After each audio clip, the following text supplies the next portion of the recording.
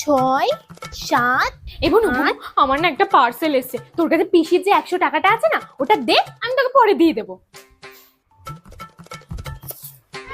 এই নে। দিদি আমার ইংলিশের হোমওয়ার্কটা করে দিবি? ও মা, আমি কেন তোমার হোমওয়ার্ক করতে যাব? নিজের হোমওয়ার্ক নিজে করো। আমার 100 টাকাটা দে এক্ষুনি। খাতাটা দে। দিদি বলছি ছাদে জামা কাপড়টা মেলে দিয়ে আই তো।